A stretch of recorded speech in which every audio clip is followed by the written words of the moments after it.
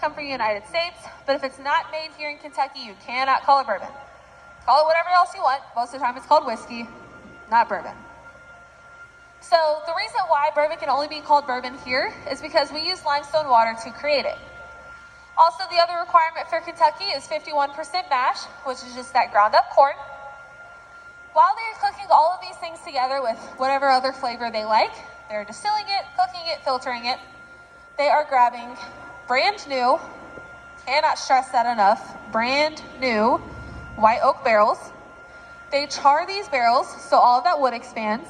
And once the wood is done expanding, they fill the barrels up with that bourbon, plug it up with a bone, and then roll it into a rick house to where it gets aged.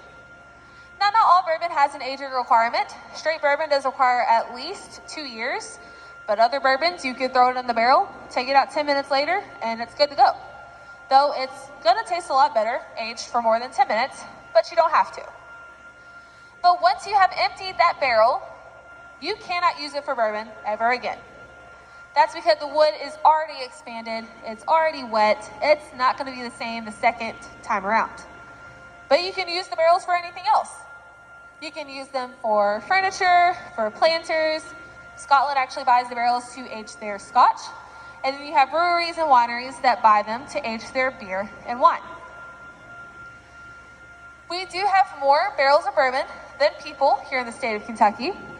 With our population being a little over 6 million, if they were to hand out a barrel to everybody here, and I mean everybody, each person would have at least 2 to themselves.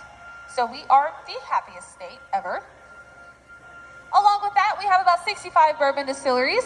The 2 most famous ones are Maker's Mark and Jim Beam, both about 45 minutes south in Bardstown.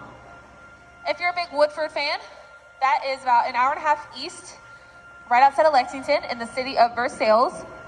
And yes, it is Versailles. If you say Versailles, they are going to make fun of you. You heard it here first.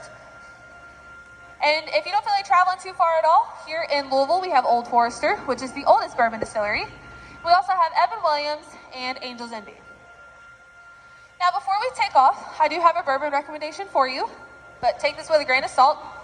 I've never actually had bourbon, but I've heard that Woodford Reserve Double Oaked is the best. And if you disagree, you're wrong.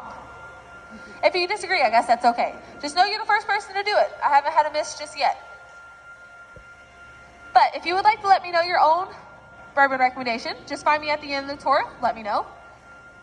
And if you have any fun bourbon information that you think I might have missed out on, feel free to share with me. I am still learning, and I'm always willing to learn new information.